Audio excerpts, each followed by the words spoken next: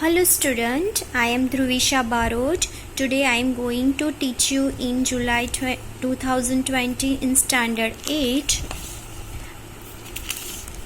and the name of this chapter is Learn More Be Brighter. આ ચેપ્ટરની અંદર તમારે comparison આપી છે and this is the paragraph about this is my dad. His eyebrows are long, his nose hair is longer, but his nose is the longest in the world. Here are the three: long, longer and longest. Now his cheeks, એમના cheeks વિશેની વાત છે કે his cheeks are fat, જાડા છે. His legs are fatter and his tummy is the fattest in the world.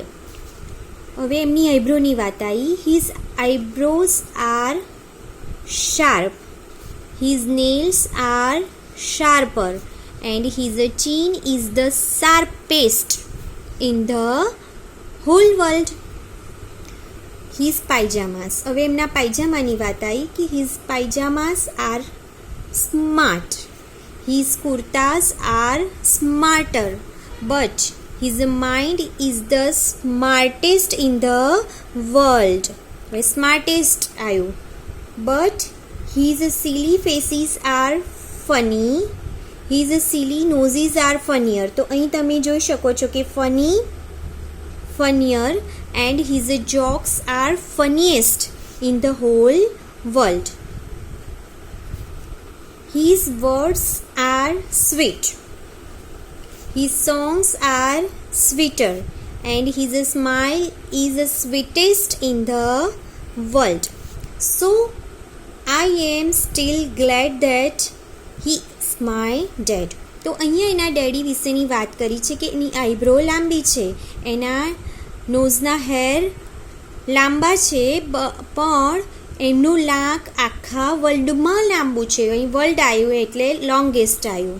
હવે જોઈએ છે લોંગ, લોંગર, લોંગેસ્ટ. એવી રીતે એમના ચીક ફેટ છે, એમના લેગ ફેટર છે એના કરતાં, પણ એમનું ટમી જે છે એ તો ફેટેસ્ટ છે, સૌથી જાડું છે આખા વર્લ્ડમાં, એટલે ફેટ, ફેટર, ફેટેસ્ટ. પછી એમની આઈબ્રોની વાત છે શાર્પ, શાર્પર, શાર્પેસ્ટ. પછી પાયજામા સ્માર્ટ છે, એમનો કુર્તો છે સ્માર્ટર છે, પણ એમનું જે માઇન્ડ છે એ આખા વર્લ્ડમાં સ્માર્ટેસ્ટ છે. પછી એમની ફેસ ફની છે, નોઝ છે ફનિયર છે, પણ એ જે જોક્સ કહે છે એ આખા વર્લ્ડમાં જ્યારે વાત આવે છે ત્યારે ફનીએસ્ટ આવે છે. તો જ્યારે વર્લ્ડની કમ્પેરિઝન છે તો તમે જોઈ શકો છો કે પાછળ EST પ્રત્યય લાગે છે, જેમ કે લોંગેસ્ટ, ફેટેસ્ટ, શાર્પેસ્ટ, સ્માર્ટેસ્ટ, ફનીએસ્ટ. પછી એવી રીતે એમના શબ્દ સ્વીટ છે, એ જે ગાય છે સ્વીટર છે, પણ એમની જે સ્માઇલ છે કે જે હાસ્ય છે આખા વર્લ્ડમાં કેવું છે, સ્વીટેસ્ટ છે. તો અહીંયા આગળ જે આ વસ્તુ છે એ ડિગ્રીની વાત કરવામાં આવી છે. તમારે સ્ટાન્ડર્ડ 8માં 3 ડિગ્રીઝ આવે છે: પોઝિટિવ, કમ્પેરેટિવ અને સુપરલેટિવ. આપણે આગળ જોઈએ. Try it your self. I try to tell you how my dad looks. Now you also try to describe your mother, father or any other family member. Try to write a poem on them using following words: tall, thin, pretty, quiet, fair, long, happy. આ જે words આપ્યા છે એનો use કરીને તમે poem બનાવી શકો છો. પછી 1.2 Do it yourself.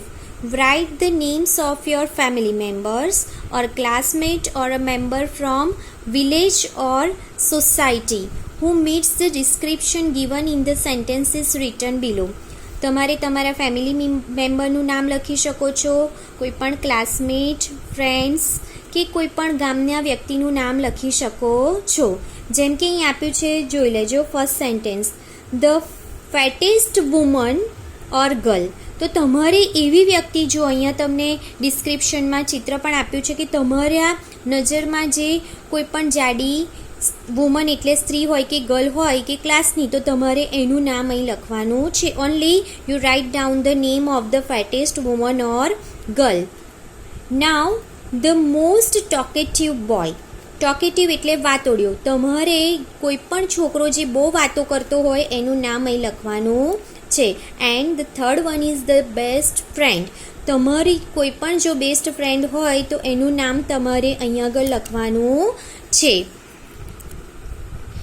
Now next topic is that degree of comparison. Do you know what did you do in the activities about? કે તમે ઉપરની એક્ટિવિટીમાં જોયું કે શું હતું? You try to compare people and their nature and looks. કે આ જે 3 સેન્ટેન્સ હતા એમાં તમે કમ્પેરિઝન કરી કે કેવી રીતે તમને ખબર પડે કે સૌથી ફેટેસ્ટ વુમન કઈ છે કે બેસ્ટ ફ્રેન્ડ છે, તો તમે કમ્પેરિઝન કરી તો તમને આઈડિયા આવ્યો. In all languages we have a words that help us compare different qualities, features, things એસેટ્રા. કે આખા વર્લ્ડની અંદર બધાને કમ્પેર કરવા માટે જુદા જુદા ફીચર્સ હોય છે બાય યુઝિંગ એડજેક્ટિવ્સ. જેમ કે ગુજરાતીમાં લાઇક ઇન ગુજરાતી વી સે સારું અને વધુ સારું, કે આ સારી છે કે આ એના કરતાં પણ વધુ સારું છે, એવા વર્ડ્સનો યુઝ કરીએ છીએ. In English language when we use words to compare things V refer to them as a, કે જ્યારે આમાં આપણે કમ્પેર કરીએ છીએ ઇંગ્લિશમાં તો ડિગ્રી ઓફ કમ્પેરિઝન એટલે કે કમ્પેરેટિવ ડિગ્રી હોય છે. Let us try to see how to we compare qualities people in English. Let us say, અહીં આપણે જોઈ લઈએ. Here are the sentences given. Fanny. Fanny is the name. Fanny is a tall. Tall એટલે ઊંચું. Fanny is a tall. ઊંચું છે. Now the second sentence is Bansri is a taller than Fanny. Here are the two comparison between Bansri and Fanny. અહીં બે વચ્ચે comparison આવી એટલે કયો વર્ડ આવ્યો? Taller than. ના કરતા. ધેન એટલે ના કરતા ને અહીં ટોલ હતું પણ કમ્પેરિઝન આવી એટલે ઈઆર પ્રત્યે લાગ્યું એટલે ટોલર ધેન થયું. હવે વિદુષી is a taller than Bansari. એટલે વિદુષી is a taller than Bansari એટલે વિદુષી એ બંસરી કરતાં ઊંચી છે. ટોલર ધેન ના કરતા એટલે હિયર આર ધ કમ્પેરિઝન. અને જ્યારે આવો ધેન શબ્દ આવે કે અને પાછળ ઈઆર લાગે એટલે એ કમ્પેરેટિવ ડિગ્રી હોય. Now if we need to comparative all 3 girls together. હવે આપણે આ ત્રણેય ગર્લની કમ્પેરિઝન કરવાની છે. Then how to we frame the comparative sentence? We will say Bansari is a taller than Feni. Bansari એ ફેની કરતાં ઊંચી છે. And Vidushi is a taller than Bansari. Vidushi છે એ બંસરી કરતાં ઊંચી છે. પણ ત્રણેયની જ્યારે કમ્પેરિઝન કરીએ તો ત્રણેયમાં સૌથી ઊંચું કોણ થયું? વિદુષી. તો અહીંયા બીમાં સેન્ટેન્સ આપ્યું છે કે વિદુષી ઇઝ ધ ટોલેસ્ટ એમોંગ. આ બધામાં એટલે ત્યાં આગળ બધા કરતામાં કયો શબ્દ આવ્યો? EST ટોલેસ્ટ આવ્યો. એમોંગ ફેની, બંસરી એન્ડ વિદુષી, કે વિદુષી છે એ આ ત્રણેય કરતાં ઊંચી છે. Now next page. So when we compare two person or two things we use tall, taller. When we compare more than two things or people we use tall, taller, tallest. Tall is the adjective. Tall જે હતું એ adjective હતું. Taller is the comparative. બે વચ્ચે comparison થઈ ER પ્રત્યે લાગ્યું એટલે taller degree comparative થઈ. And tallest is the superlative degree. EST લાગ્યું એટલે superlative. Do it yourself. Given below is a table that gives degrees of comparison of certain adjectives. You need to think about the correct words and fill the spaces in the table. We have filled some spaces to help you which is in with this activity, so let us do it together. કે અહીં તમને આપ્યું છે ને ખાલી જગ્યા જે આપી છે તેમાં તમારે આન્સર લખવાનું છે. આપણે જોઈએ નંબર 1 એડજેક્ટિવ, કમ્પેરેટિવ, સુપરલેટિવ અને here are the examples given. We read this sentence. Sant Haridas was the greatest musician of his time. Refer your English textbook page number 70. if you open the page number 70, you see this sentence કે સંત Haridas greatest musician એમના ટાઈમમાં હતા, એટલે સૌથી સારામાં સારા. Greatest એટલે સુપરલેટિવમાં greatest આવી ગયું. ગ્રેટેસ્ટનું એડજેક્ટિવ થાય ગ્રેટ, અને જ્યારે કમ્પેરિઝન કરીએ ત્યારે ગ્રેટર ER પ્રત્યય લાગે. The second sentence is Mount Everest is the highest mountain peak in the world. કે આખા વર્લ્ડમાં માઉન્ટ એવરેસ્ટ હાઈએસ્ટ પીક છે. અહીંયા EST આવ્યો, બરાબર છે, સુપરલેટિવ આવ્યું હાઈએસ્ટ. હવે એડજેક્ટિવ હાઈ છે તો કમ્પેરેટિવ શું થાય? હાયર. તો એનું spelling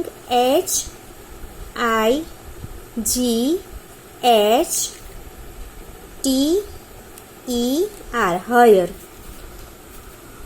The third one is that among gold, silver and copper. અહીંયા આગળ ગોલ્ડ, સિલ્વર ને કોપરની વાત કરી છે કે gold is the most expensive metal, કે મોસ્ટ એક્સપેન્સિવ સૌથી મોંઘું છે, તો મોસ્ટ એક્સપેન્સિવ આપ્યું.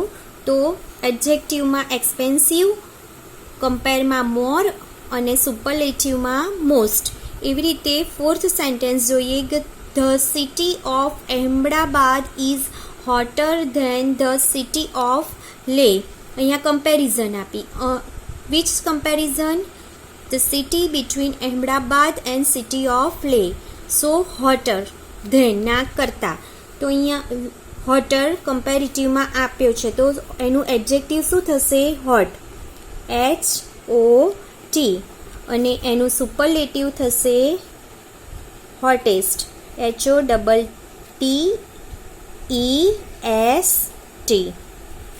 હવે ફિફ્થમાં જોઈએ use of cloth bag is better than the use of polythenes. અહીંયા પણ કમ્પેરિઝન આવી ક્લોથ બેગ્સ અને પોલિથીન્સ વચ્ચે. તો બેટર આવ્યો શબ્દ, અને આ શબ્દ વધારે આવશે એટલે ખાસ યાદ રાખવાનું, better. Good, better, best. Even the least amount of chemicals in a milk can be harmful for babies. List આવ્યું. Adjective little, comparative less and superlative list. Now we go to the next activity. Do it yourself.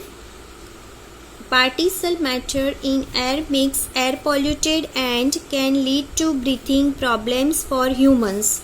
Below is a graph that compares the presence of particular matter in some of the cities of the world on x-axis. અહીંયા તમે જોઈ શકો છો મેથ્સમાં આવે છે એમ Y અક્ષ અને x અક્ષ આપ્યા છે. એક્સ અક્ષ ઉપર છે, અહીંયા તમે રીડ કરો તો તમને ખ્યાલ આવશે કે બે વસ્તુ છે, પોલ્યુશન અને પોપ્યુલેશન. પોલ્યુશન એટલે પ્રદૂષણ ને પોપ્યુલેશન એટલે વસ્તી વધારો. એટલે જે થોડું આછું છે એ પોપ્યુલેશન છે અને થોડું ઘટું છે શું છે? પોલ્યુશન છે.